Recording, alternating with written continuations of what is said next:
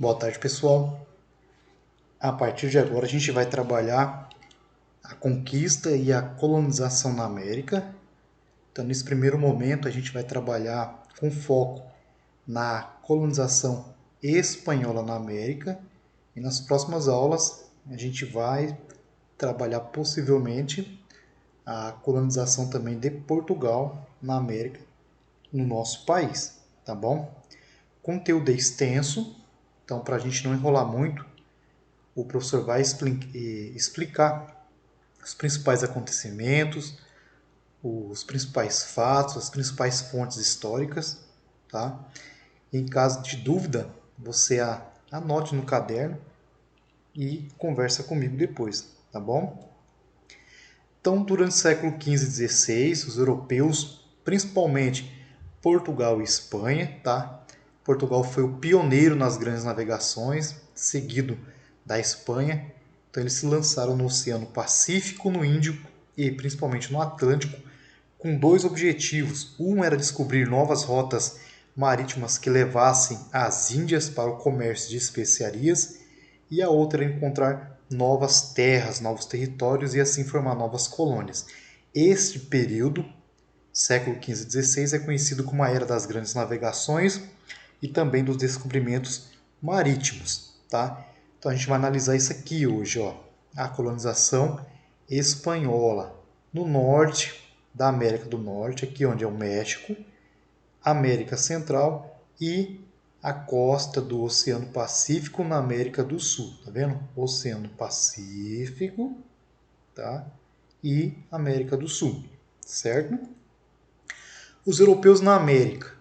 Quando Cristóvão Colombo desembarcou no ano de 1492, a América já era habitada por cerca de 80 milhões de pessoas. Tínhamos desde pequenos grupos que habitavam as florestas tropicais até grandes impérios como os Incas, Maias e também Astecas. A gente vai analisar meio superficial, né, esses povos aqui, tá? E possivelmente nas próximas aulas a gente vai aprofundar nas principais características culturais de cada uma dessas nações que já habitavam o território americano. Então, a chegada do europeu representou uma catástrofe para a população nativa, porque esses espanhóis, esses europeus, ávidos por riquezas, principalmente ouro e prata, deixaram que um rastro de devastação e sofrimento. Tá? Eles procuravam riquezas por quê, professor? Porque vivíamos na Europa a fase do mercantilismo e a riqueza de uma nação era medida através da quantidade de ouro e prata que esse país tinha. Então, após essas guerras de conquista, esses indígenas que sobreviveram foram incorporados ao processo de colonização. Então a gente vai ter o que? Um choque entre dois mundos completamente diferentes, emergindo um novo mundo. Por que um novo mundo? Por que um choque cultural? A gente vai ver o quê? Um europeu que já tinha sua cultura se deparando com uma cultura diferente. Tudo era novo, né? Então as consequências desse encontro ainda são marcas profundas presentes até hoje, principalmente nas sociedades da América Latina. Essa América Latina são aqueles países que têm como origem línguas latinas, né? Romanas, como Espanha, França, Portugal também, né? E é a partir desse choque, desse estranhamento cultural, é que a gente vai perceber a visão etnocêntrica que o europeu usou para subjugar essas culturas e esses povos conquistados. Tá? O que é um etnocentrismo, professor? Etnocentrismo é aquela visão de mundo preconceituosa, que considera a sua cultura superior à outra. Então, essas pessoas que se julgam que a sua cultura é superior, né, elas desconhecem os outros valores, então não levam em consideração as peculiaridades da outra nação, suas características, então em si, o seu Deus, suas roupas, seu pensamento, sua organização familiar, sua organização social é considerada como superior e a demais ali é inferior. Para se ter ideia dessa devastação, em apenas 30 anos de conquista, a população nativa, que era de 80 milhões, ela é reduzida para o que? 10 milhões de pessoas, ou seja, em 30 anos, 70 milhões de pessoas morreram, né, de doenças, trabalhos, escravos, guerras, certo? Então isso aqui demonstra quão foi, né, a catástrofe para esses povos nativos. O início dessa conquista, então, como o professor falou, hoje a gente vai ver de forma superficial, tá? A gente não vai aprofundar muito porque o conteúdo é extenso, mas nas próximas aulas a gente vai trabalhar cada um desses povos aqui, ó, astecas, maias e também incas, que é bem interessante, tá? Então, o extermínio dessa população começa quando? Então, desde o início, o principal objetivo do europeu, ou seja, do espanhol, era encontrar ouro. Então, a primeira ilha a ser dominada foi chamada de Hispaniola, no ano de 1496, e foi dali que foi estabelecido as bases de exploração, principalmente das Antilhas. Já no século XVI, os espanhóis iniciaram a colonização em Porto Rico, Jamaica e também Cuba. A exploração da mão de obra indígena foi realizada nas mais diversas atividades, mas principalmente na mineração e também na agricultura, certo? Então essas populações acabaram dizimadas em razão principalmente das doenças que eram trazidas pelos europeus, o trabalho forçado, a fome e também as guerras, certo? A conquista do Império Aztecas. Tá? A conquista desse império significou o quê? O início de colonização do que a gente conhece hoje como México. Então, no início do século XVI, os espanhóis passaram a organizar expedições militares que tinham a intenção de adentrar o interior do continente na busca de ouro e prata. Uma das primeiras expedições ali que vai conquistar, digamos assim, destaque, notoriedade, foi a expedição liderada por Hernán Cortés, que vai conseguir derrotar os astecas lá no ano de 1519 até 1521. Nesse período ele consegue derrotar os astecas, certo? Ele chega a ser recebido pelo imperador Montezuma II, tá? Mas a sua principal busca ali não era fazer acordos comerciais, mas explorar a questão aurífera e também subjugar esses povos.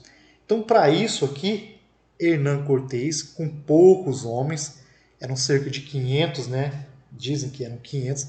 Ele vai usar do que? De diplomacia. Ele vai fazer alianças com povos nativos que eram inimigos dos astecas, certo? Ele vai precisar, assim, do auxílio, por exemplo, de uma indígena, a Malinche, que era do povo Nahuá. Ela vai servir de guia, ela conhecia o espanhol e também falava a língua asteca, então vai ser de grande auxílio. Tá? Tenochtitlan, que era a capital asteca, vocês podem ver pela imagem, uma sociedade bem desenvolvida, uma cidade bonita. As teorias dizem que tinham cerca de 200 mil habitantes e vai ser derrotado pelos espanhóis. Tá? O professor vai derrotar com 500 homens. É por isso que ele vai usar da diplomacia e vai utilizar o quê? Os indígenas que eram inimigos históricos dos astecas, porque tinham que pagar impostos, essas coisas, então eles utilizaram isso como utensílio na sua vitória. A conquista do Império Inca, ela está atrelada ao explorador Francisco Pizarro, tá? Era outro que vai conseguir conquistar uma nação fortíssima com apenas 180 homens.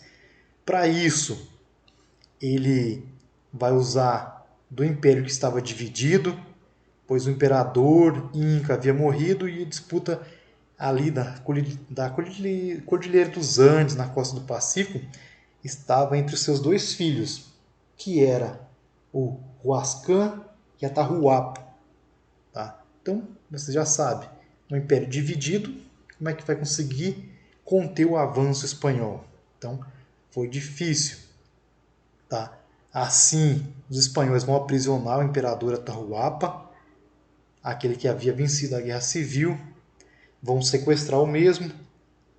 Eles chegam a oferecer uma enorme quantidade de ouro, prata para ser libertado.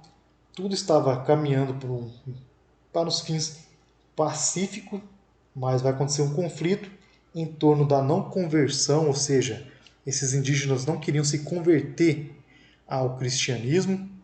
Então, vai acontecer que Pizarro autoriza a execução de Atahualpa. Isso vai abrir caminho para que os espanhóis conquistassem a capital do Império Inca, Cusco, e após isso, em seu lugar, Pizarro vai colocar como chefe, digamos assim, um aliado seu, que era o Manco Cápac, e ele vai comandar o Império Inca a partir de então. Apesar dessa dominação, os Incas resistiram até 1572, quando seu último imperador, Tupac Amaru I, foi preso e também executado. Então, apesar da resistência, eles não conseguiram conter o avanço da colonização e o avanço dos conquistadores espanhóis. Tá bom? Essa aqui é uma imagem para ilustrar Machu Picchu, certo? Fica lá na Cordilheira dos Andes e era um símbolo inca, né? Machu Picchu significa velha montanha e foi somente descoberto lá no ano de 1911 por pesquisadores, devido à sua grande altitude. É um ponto turístico bem conhecido hoje. Como é que se dividia a sociedade hispano-americana naquele contexto? Então a gente vai analisar isso. A gente tinha os chapetones, os crioulos e também os mestiços. Então os mestiços eram aqueles que tinham origem de duas ou mais etnias. Tínhamos os indígenas, aqueles que tinham certa liberdade, aqueles que eram escravos, certo? Os chapetones eram aqueles que eram nascidos na Espanha. Eles detinham os principais cargos da administração colonial e gozavam da confiança da coroa espanhola. Já os crioulos, eles eram espanhóis, porém nascidos aqui na América, e já ocupavam cargos de menor importância. Controlavam a maior parte do comércio da colônia e já estavam atrelados aos ideais iluministas, certo? Que povoavam as ideias daquela elite da época. Tá bom? A estrutura colonial da coroa foi a partir do ano de 7 de junho de 1494, assinado o Tratado de Tordesilhas, que dividia as conquistas, as terras recém-descobertas, digamos entre aspas, né, entre essas duas nações que se destacaram no início das grandes navegações. A gente tem como pioneiro Portugal e Espanha, mas a gente sabe que com o desenrolar dos anos vão surgir também os franceses, ingleses, holandeses, flamengos, né, que vão também se destacar nas grandes navegações. Mas nesse primeiro momento, essas terras recém-descobertas, né, foi dividido entre Espanha e Portugal. Então aqui, ó, verde, Espanha, tá? Essa cor rosinha, Portugal.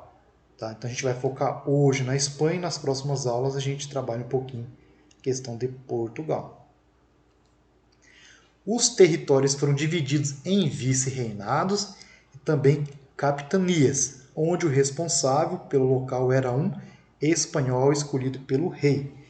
Esses vice-reinados, eles eram maior, então eles tinham maiores poder, porque as pessoas eram mais ricos, né, digamos assim, esses vice-reinados. Então eles pagavam mais tributos, porque principalmente nesses vices-reinados eram onde se exploravam o ouro e a prata. Já as capitanias eram menores e as suas atividades comerciais eram mais restritas. O objetivo principal dessa divisão era explorar as riquezas cobrar os impostos e organizar a distribuição das terras e também a exploração do trabalho indígena. Quem controlava tudo isso aqui era o Conselho das Índias. Era um órgão administrativo, tá? Que tinha como incumbência assessorar o rei, tanto nas questões do executivo, do legislativo e também do judicial. Uma das principais regras do conselho foi, por exemplo, a exclusividade do comércio somente entre a colônia e a Espanha, tá? Seguindo assim as regras do mercantilismo, tá bom? E a proibição da existência de manufatura, ou seja, a colônia só poderia fazer comércio com a Espanha e dentro da colônia não poderia ser fabricado nada. Tudo deveria ser comprado da Espanha, para assim desenrolar, digamos assim, favorecer o comércio, favorecer a economia da Espanha. Então toda a matéria-prima era enviada para a Espanha, lá era manufaturado, eram feitos utensílios de casa, utensílios de trabalhos, e depois era comprado da Espanha e enviado para a colônia. Então nas colônias, não somente é um fato das colônias espanholas, mas no nosso país também era assim. Nada poderia ser feito aqui na colônia, mas sim na metrópole, na Europa. Então a gente tem aqui o vice-reinado da Espanha, de Granada, Nova Granada, né? Do Peru, do Rio da Prata, a capitania de Cuba, Guatemala, Venezuela e também do Chile, tá? Representam os principais pontos de exploração, as principais bases da economia da Espanha na questão colonial, certo? E a exploração do indígena. Então, como a gente viu, o contato dos povos que viviam na América com os espanhóis foi trágico. No período de 30 anos, cerca de 70 milhões de pessoas foram mortas. Então, além de dizimar culturas inteiras, esses espanhóis também exploraram a mão de obra daqueles que sobraram. Então, a gente tem aqui como exploração bem interessante para a gente ver a mita, que era um costume inca, e também a encomenda, que era um costume asteca. Essa mita aqui, eu vou ler para vocês, ó, era uma forma de trabalho inspirada na cultura inca, onde os indígenas eram obrigados a trabalhar para a coroa espanhola, principalmente nas minas de prata e ouro. Era um trabalho degradante que muitas vezes levava o indivíduo à morte. Então, dentro dessas tribos indígenas, era sorteado um grupo de homens que deveriam, por exemplo, durante um período de 4 meses, trabalhar na extração aurífera, trabalhar nessas minas de ouro e prata, em troca de um salário que era pouquíssimo, era quase nada. Tá? Depois desses 4 meses, esses homens, aqueles que conseguiam voltavam para suas casas e um novo grupo era mandado para trabalhar. Então era um trabalho penoso, degradante, que muitas vezes levava o indivíduo à morte. A outra era a encomenda.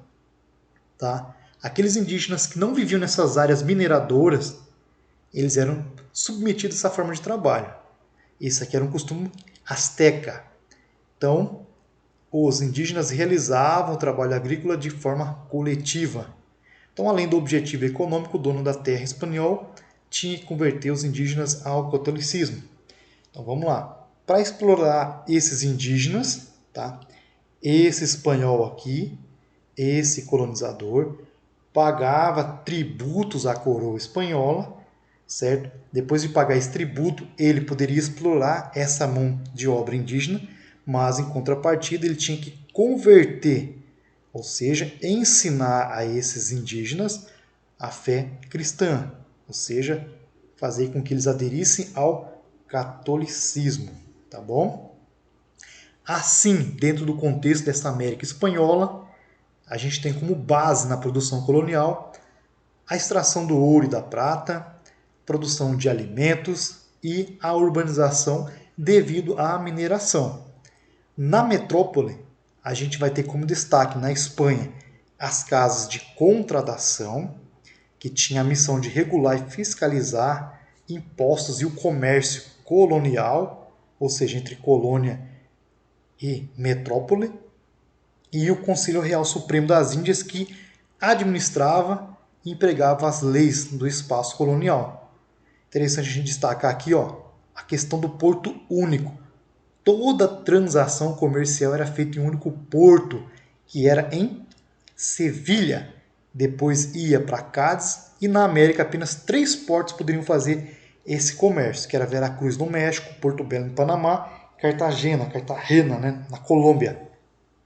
Sendo assim, proibido, né, não poderia acontecer de forma alguma o comércio intercolonial, ou seja, o comércio entre essas colônias. O comércio era somente entre colônia e metrópole, metrópole e colônia. Isso era o pacto colonial, que faz parte do contexto do mercantilismo.